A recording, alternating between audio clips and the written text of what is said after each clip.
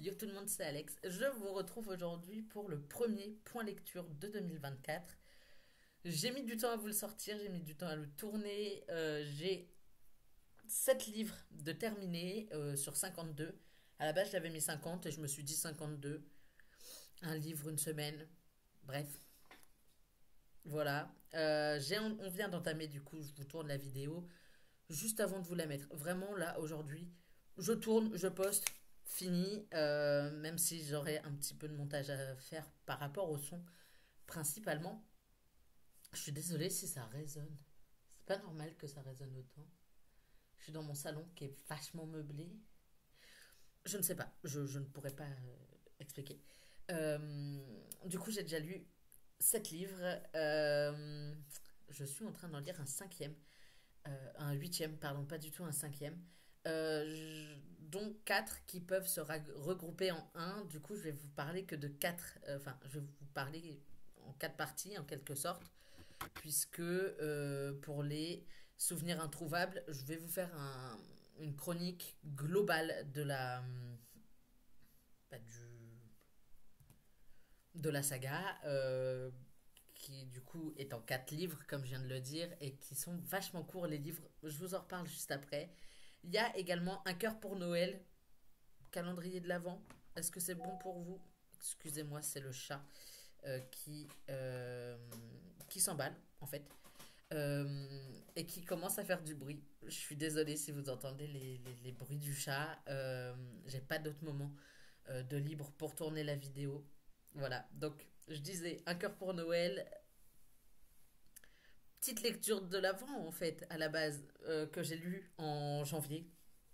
Cherchez pas à comprendre. Je l'ai trouvé sur Nextory, je me suis dit on est parti. Et je l'ai lu. Ensuite, parce que les deux premières parties, mais du coup les 5 premiers livres que j'ai lus étaient en e-book, je ne peux pas vous les présenter. Mais par contre, les deux autres sont en papier et je vais pouvoir vous les présenter. Je suis désolée, vraiment le chat va faire. Ça va être très compliqué. Je suis désolée si vous entendez le chat jouer avec des papiers. Je m'en excuse d'avance, encore une fois. Du coup, les deux autres sont en papier et je vais pouvoir vous les présenter. Du coup, il y a le manuscrit de Birkenau de J.R. dos Santos chez Pocket, qui est un tome 2. Je vous en parle très vite. Et Beau bébé, le père Goriot de Balzac. En réalité, le roman commence à la page 78, je crois.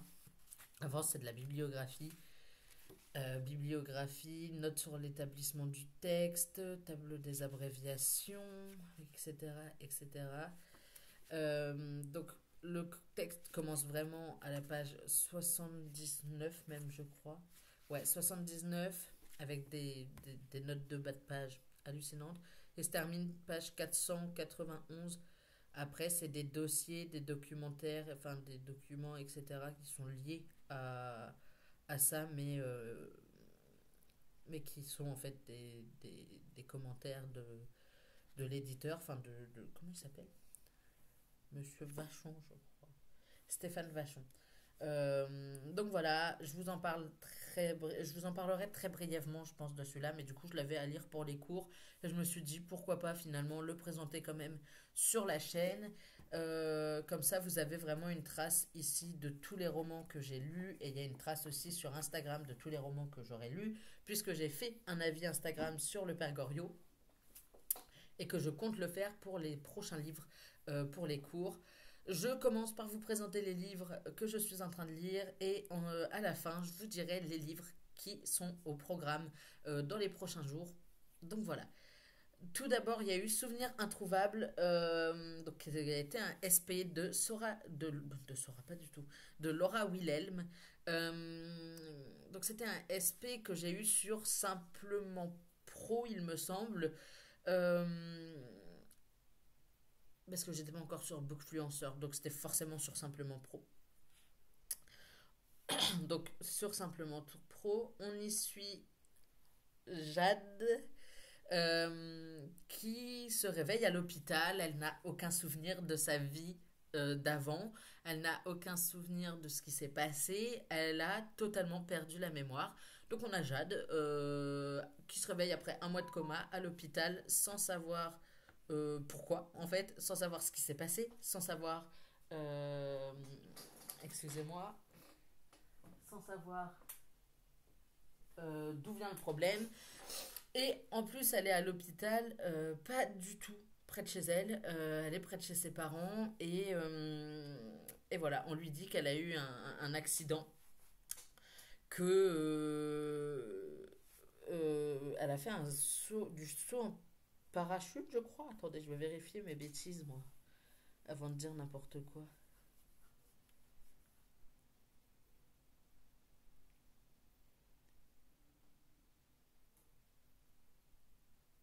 Parapente, du tout. Pas du tout parachute, qu'est-ce que je raconte? Donc, elle a fait un saut en parapente, il y a eu un problème avec sa voile, et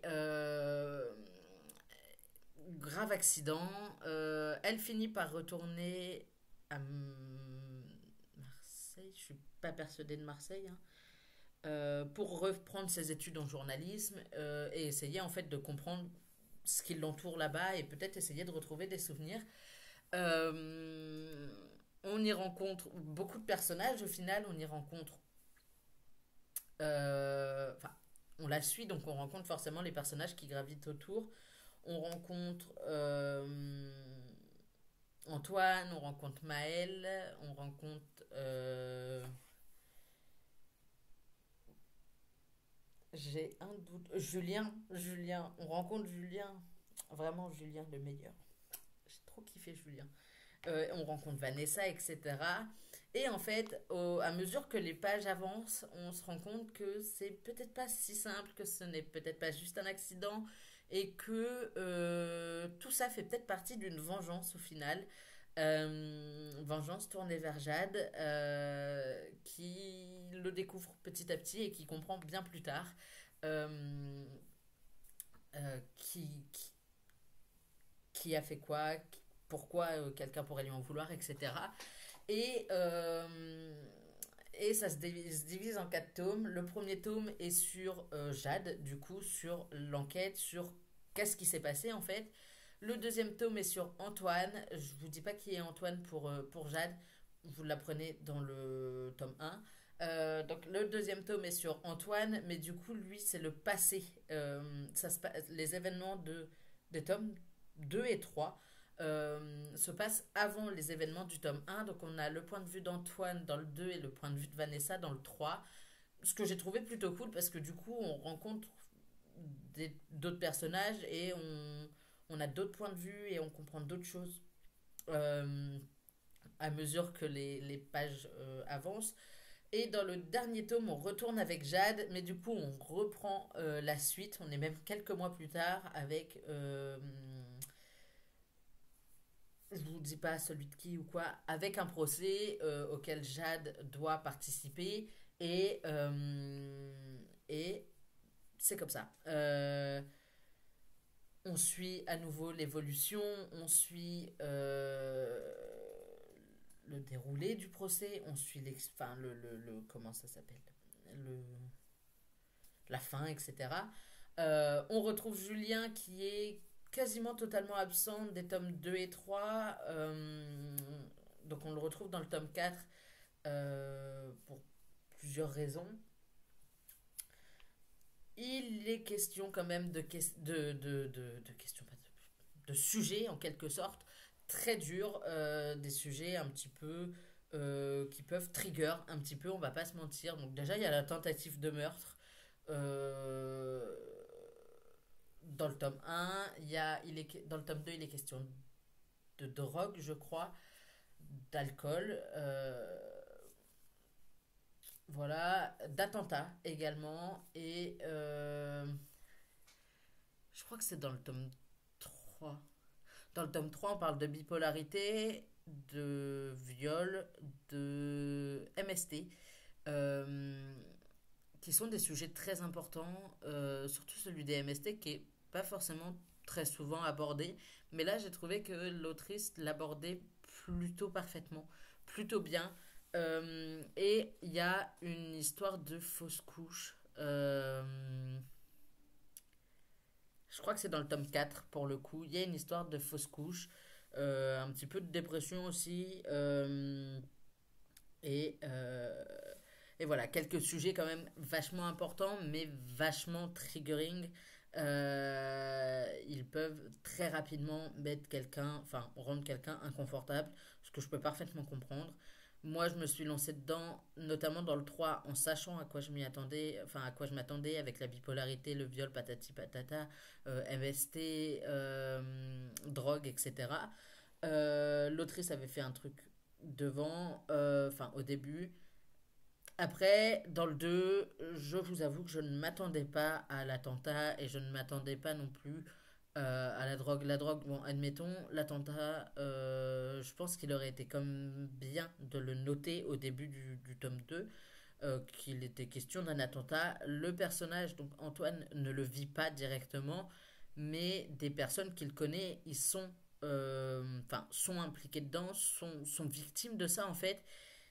Et, euh, et du coup, je trouve que c'est vachement important quand même de dire que bah, il faudrait prévenir quand même peut-être au début du tome 2. Après, est-ce que j'ai pas loupé une page? Peut-être. Je lisais la nuit, j'étais fatiguée, j'ai peut-être loupé une page. Je sais pas. Mais en tout cas, je pense qu'il aurait été bien de le noter. Après, ça reste quand même minime en quelque sorte, même si du coup ça a des répercussions jusque dans le tome 4. Ça reste quand même un peu minime et ça reste quand même, comment dire, juste mentionné, un peu survolé en quelque sorte. Mais voilà, ça reste une très bonne saga, même si, bah, du coup, voilà, il y a quelques petits points noirs forcément, mais il y a quand même des points positifs comme la construction des personnages qui sont assez cohérentes. Et le fait qu'à la fin du tome 4 bah, il y a encore des questions qu'on se pose, il y a encore des questions pas forcément, auxquelles l'autrice n'a pas forcément répondu et on peut se faire nos propres avis. Il y a tout un tas de petites choses qui font que la saga a été cool à lire et que j'ai passé un agréable moment. Loin d'un coup de cœur, on va pas se mentir, mais j'ai quand même passé un très bon moment avec. Et, euh, je pense demander d'autres services presse de l'autrice euh, dès que j'en aurai l'occasion, parce que là, ça va pas être le cas pour tout de suite. Euh, mais voilà, bonne petite lecture qui m'a fait du coup, qui m'a validé 4 pages, 4 livres. Après, les livres font une centaine de pages chacun, donc ça se lisait relativement vite, on va pas se mentir. Ensuite, il y a Un cœur pour Noël, donc de Sophie Jomain, qui était une romance de l'Avent, donc à ouvrir. C'était un système de cases en fait, de feuillets de livres à ouvrir tous les jours, qui a fait un carton immense. Je pense que les éditeurs, etc., c'est édité par Ozu. Je crois que Ozu n'avait pas. Les gens chez Ozu n'avaient pas prévu que ça fasse autant un tabac. Pourtant, ça a été le cas. Donc, une case du 1er au 24 décembre. Case dans lesquelles on suit Avril qui a 18 ans et qui passe Noël à la montagne, dans les Alpes, chez son père. Euh, Avril, sa particularité, c'est qu'elle a une maladie cardiaque. Elle est née comme ça, elle a subi des opérations, etc. Mais du coup, toute sa vie est parfaitement contrôlée. Elle contrôle ce qu'elle mange, elle contrôle ce qu'elle fait. Elle est en études de droit, il me semble, donc des études bien prenantes. Mais, euh, mais voilà, toute sa vie est carrée, toute sa vie est programmée, etc. Elle est terrifiée à l'idée que quelque chose puisse lui arriver. Et en fait, quand elle arrive dans les Alpes près de son père la force un petit peu à sortir, la force à vivre un petit peu, même si c'est compliqué, même si elle a peur, etc. Il lui dit de vivre et de se faire confiance en quelque sorte.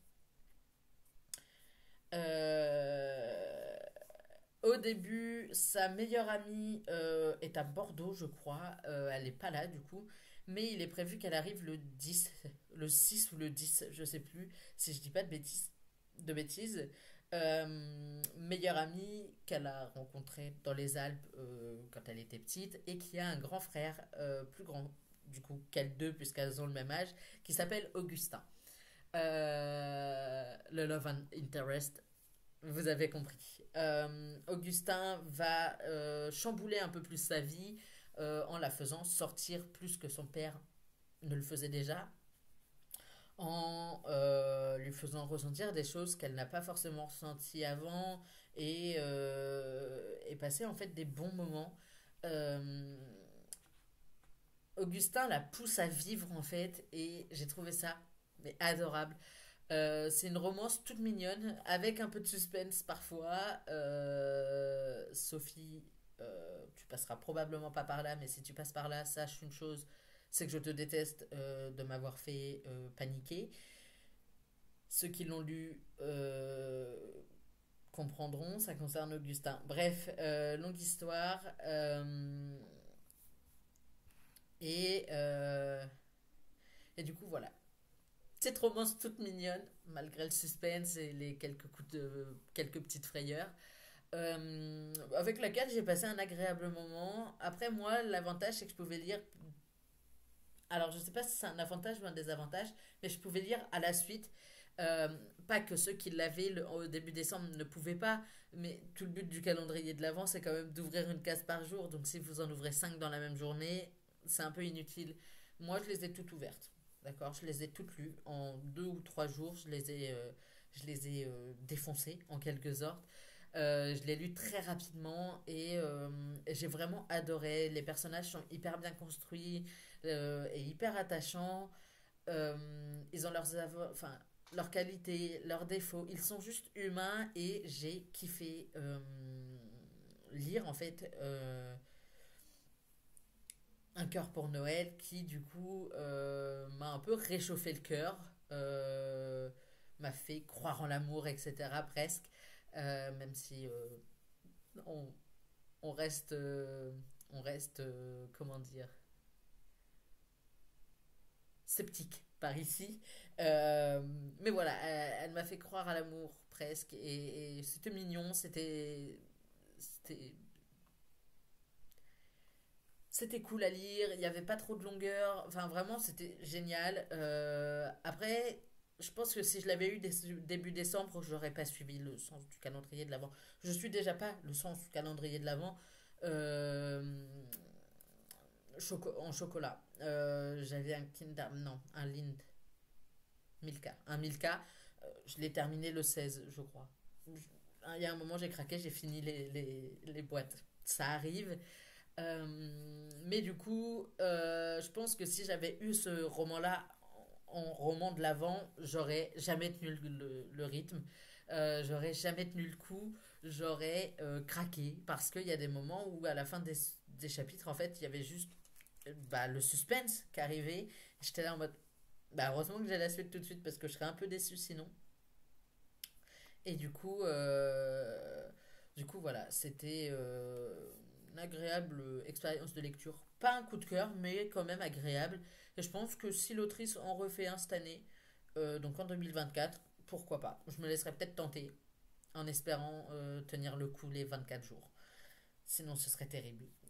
Ensuite, le manuscrit de Birkenau de J.R. dos Santos, qui est un auteur portugais. Donc chez Pocket, c'est le tome 2 de Le magicien d'Auschwitz. Donc je vais pas vous dire totalement ce qui se passe ici, même si je vais pouvoir au final. On suit Herbert Levine, je ne sais pas comment je voulais le prononcer au début, mais probablement pas comme il fallait, qui est un magicien célèbre appelé, enfin surnommé, oh non, je m'en souviens déjà plus, mais je l'ai pourtant fini il n'y a pas longtemps. Le grand Nivelli, pardon. Qu'on suivait déjà du coup dans Le magicien d'Auschwitz. Et on suit également Francisco Latino, un SS portugais. Euh, Dans le premier, du coup, on est à Auschwitz, vraiment dans le côté Auschwitz du camp, donc d'Auschwitz-Birkenau. Euh, Là, dans ce tome 2 on est à Birkenau, même si je crois du coup que dès le début, hein, à la base, Herbert est à Birkenau, puisqu'il y a à Birkenau, il y a le. C'était à Auschwitz? C'était peut-être à Auschwitz.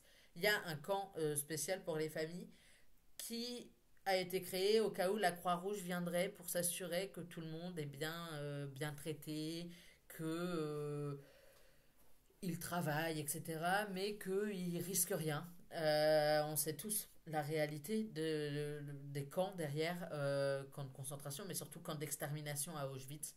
Euh, ne l'oublions pas.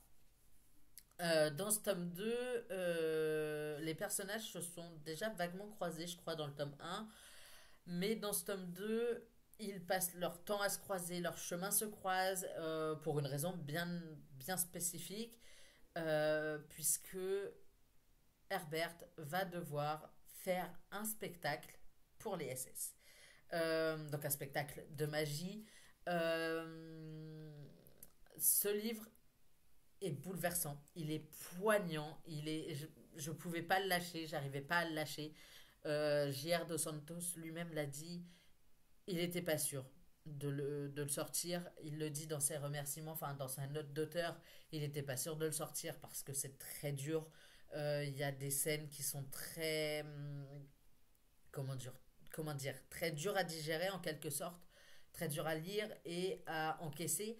Même si l'auteur nous passe des détails sur des scènes qui pourraient être terribles, Euh, notamment comme concernant le personnage de Tanush, Tanusha, Tanushka, une russe ou une polonaise, de la connaissance de Francisco, qu'il rencontre dans le tome 1. Je vais pas vous spoiler, mais je pense que les deux peuvent quand même se lire plus ou moins séparément, même si du coup il nous manque des informations si vous commencez par le deuxième, enfin si vous lisez le deuxième sans lire Le Magicien d'Auschwitz.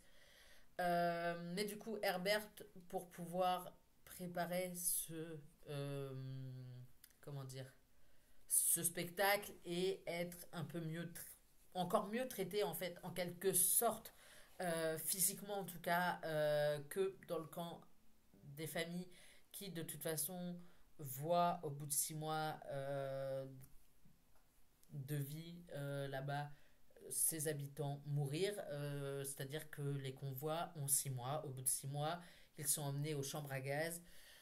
Du coup, pour pouvoir faire ce spectacle, Herbert est envoyé au Sonderkommando, qui est le commando composé de juifs, de polonais, de toutes les personnes en fait, enfin de toutes les catégories de personnes qui sont euh, gardées pour travailler à Auschwitz-Birkenau. Le Sonderkommando est composé donc de ces personnes-là et s'occupe des chambres à gaz. Il s'occupe d'emmener les condamnés en fait se changer, enfin se déshabiller au vestiaire et ensuite de les emmener dans la chambre à gaz, mais également de vider la chambre à gaz, de traîner les corps, enfin d'emmener les corps d'une pièce à une autre. La deuxième pièce sert à leur couper les cheveux, leur arracher les dents en or. Euh, et je crois que c'est tout. C'est déjà pas mal. C'est déjà terrible. Euh, avant d'être emmené au crématoire. Et il passe la majeure partie en fait de ce roman. Herbert la passe là-bas et on voit en fait ces hommes qui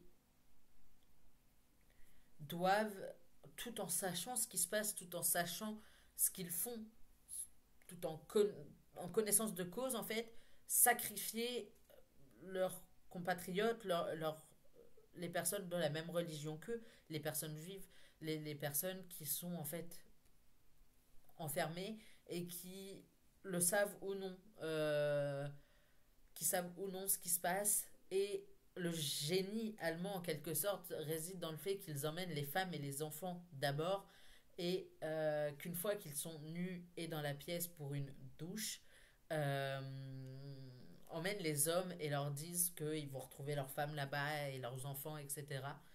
Et c'est terrible. Déjà parce que ils tuent, enfin ils participent en fait au massacre de leur propre religion, enfin des personnes de leur religion, ce qui est terrible, mais c'est encore plus terrible quand c'est un spoil sans en être un du coup, puisque voilà, tous les 6 mois, il fallait exterminer les personnes qui étaient là depuis 6 mois du coup, euh,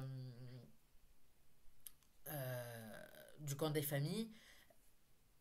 Le camp des familles finit par être du coup, enfin, le convoi avec lequel Herbert est arrivé finit par être emmené.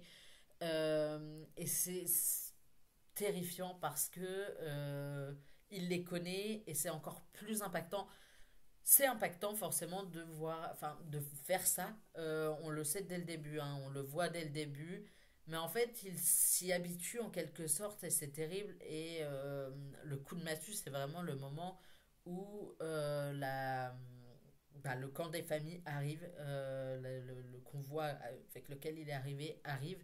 Et en fait, toutes les personnes qu'il connaît vont mourir et il le sait et il peut rien faire pour empêcher ça en fait. Et je trouve ça terrible. Et d'un autre côté, il y a Francisco du coup qui est contre tout ça mais qui n'a pas le choix en fait d'obéir, surtout qu'en plus il est SS, oui, mais c'est un SS étranger. Donc déjà, c'est un petit SS, hein, il est vraiment au plus bas rang. Et en plus d'être au rang le plus bas, il est en dessous des Allemands qui sont au même rang que lui. Et c'est terrible parce que lui, il essaye de trouver des solutions. Il essaye de faire en sorte que Herbert et Tanusha soient en sécurité. Mais c'est pas facile parce que il peut pas trop se mouiller. D'un autre côté, s'il se mouille trop, il les mouille trop et ils vont se faire exécuter. Enfin bref, il essaye de trouver des solutions et il y parvient parfois. Parfois, il n'y arrive pas. Et c'est terrible, mais voilà, c'est la triste réalité en fait des camps de concentration et d'extermination en fait. Et je crois que c'est vraiment le livre sur la Seconde Guerre mondiale qui m'a montré le plus de choses, dans le sens où il y a le Sonderkommando, dont on entend rarement parler, enfin, que je n'ai jamais vu dans un autre roman sur la Seconde Guerre mondiale, et pourtant j'en ai lu quand même pas mal. J'adore lire des points de vue différents et des évolutions différentes. Donc celui-là, du coup, c'est le Sonderkommando et un SS étranger.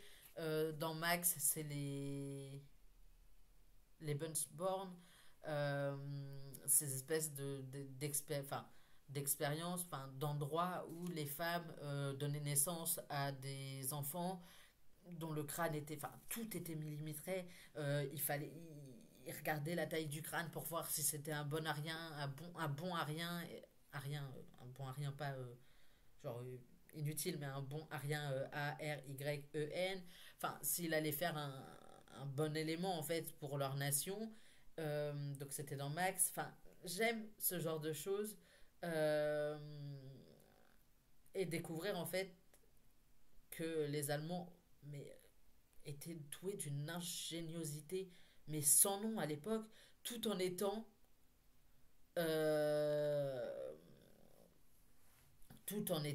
euh, pas forcément les gens les plus intelligents du monde, on va pas se mentir. Euh, Il y a des trucs qu'ils auraient dû les voir venir, on va pas se mentir. Mais bref, il y en a qui étaient quand même vachement intelligents et les systèmes qu'ils ont mis en place, le fait qu'ils aient fait un camp des familles euh,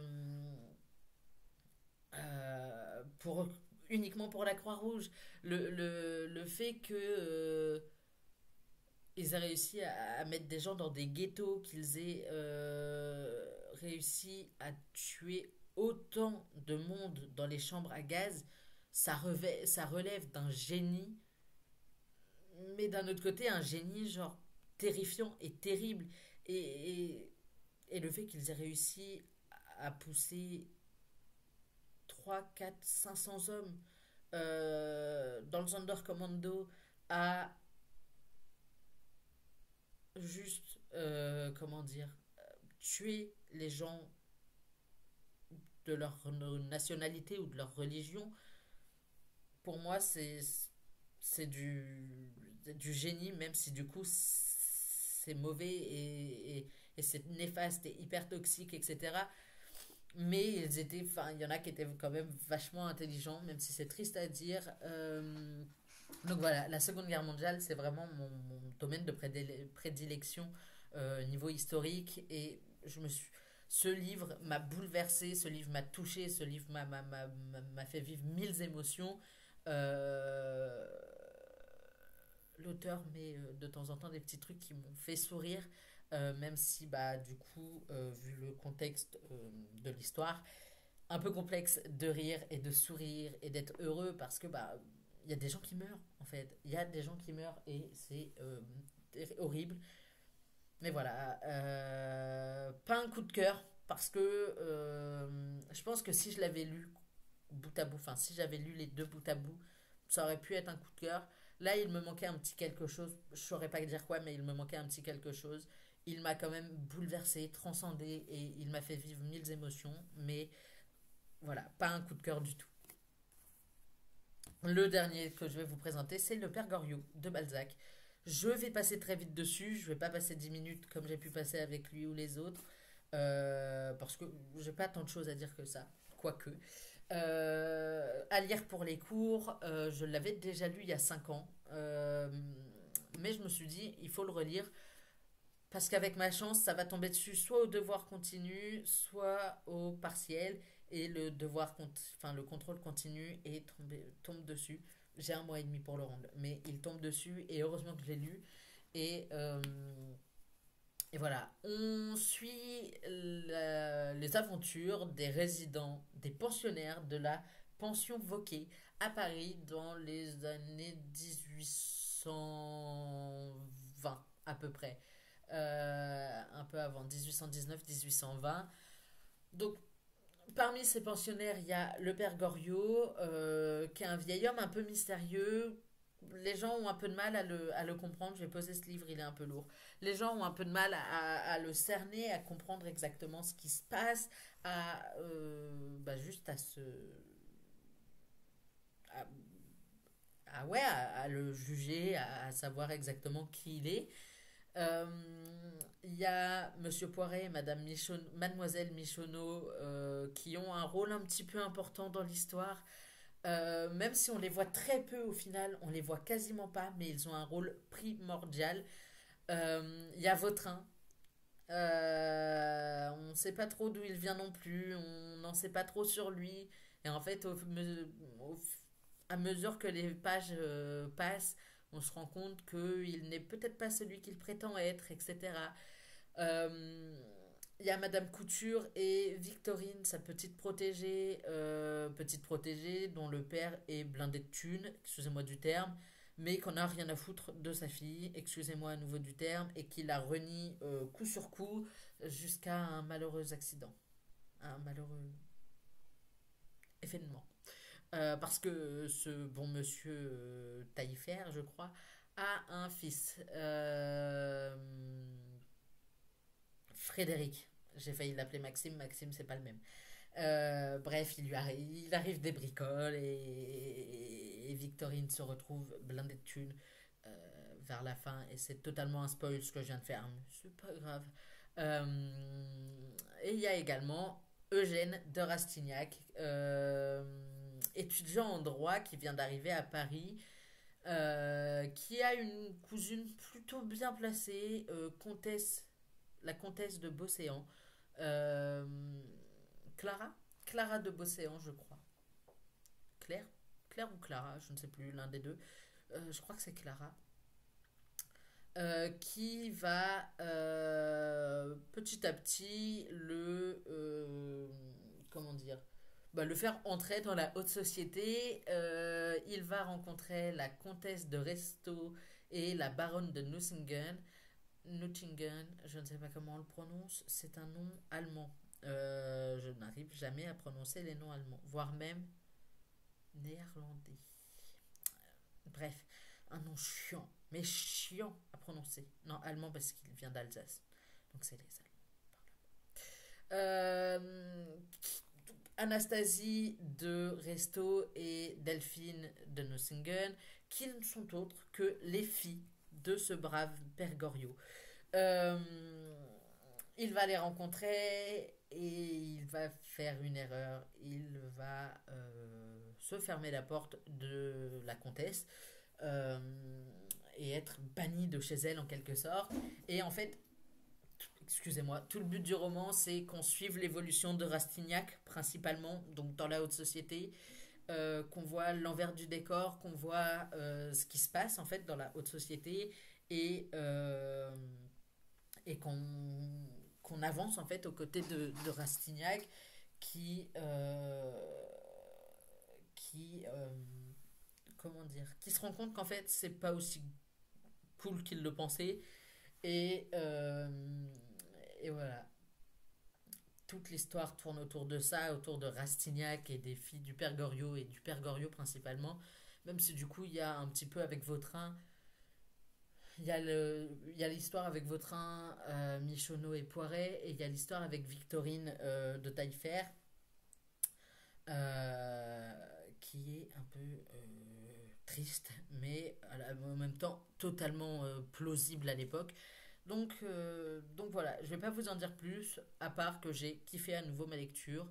C'est long, il y a quelques longueurs par moment. C'est un classique, les gars. On va pas s'attendre à un truc qui va à 3000 à l'heure. C'est un classique et les 50 premières pages sont d'une longueur sans nom, que de la description. Ma coloc, elle n'a lu que les 50 premières pages. Du coup, bizarrement, elle a pas super kiffé sa truc, sa lecture, et elle a arrêté. C'est dommage. Mais elle a arrêté et, euh, et voilà. C'en est tout de ce point lecture. J'ai réussi à atteindre le bout, j'ai réussi à finir ce point lecture, enfin de vous parler de mes lectures. Là, je vais vous parler un petit peu rapidement des 4 prochains livres que vous risquez d'avoir. Euh, Prochain point lecture, je le tourne dans 2 semaines. Donc d'ici là, j'aurai le temps de lire 2, 3, 4 livres normalement. Il faut que je termine Les éclats de la fratrie Opic aux éditions Hurlevent. Euh, Parce que j'ai le dernier qui va arriver. Il n'est pas encore sorti. Il sort dans 2 jours. Mais il va arriver chez moi. Et du coup, je suis hyper fière et hyper heureux. Et j'ai très hâte de l'avoir. Mais il faut que je termine celui-là. Et Aux heures sombres de la tyrannie, que j'ai pas lu non plus. Et que j'aimerais. En fait, les Hurlevents, j'aime bien les lire dans l'ordre de parution. Et pour l'instant, je m'y tiens. Et je m'y tiendrai jusqu'au bout. Du coup, voilà, il faut que je le lise. J'ai lu quelques pages ce matin. Pas du tout, c'était cette nuit. Et j'ai lu 10 pages.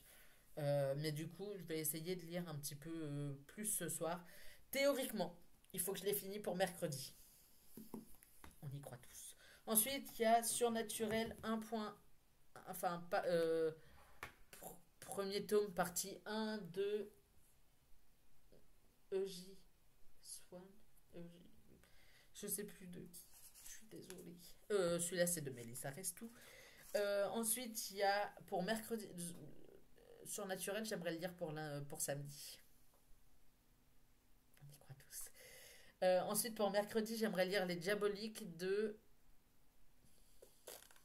Je ne sais plus. Et pour vendredi de la semaine prochaine, mercredi de la semaine prochaine, hein, le 24, et qui sera déjà bien assez chargé. Je dois lire pour le 26 L'éducation sentimentale de Flaubert, qui est au programme pour les cours, comme Les Diaboliques, qui était au programme pour les cours aussi. Après, j'ai quelques SP aussi à lire. J'en ai 4 à lire avant le 31. Je suis dans le caca. Je vous fais des gros bisous. Je vous dis à très vite pour une nouvelle vidéo. Bye.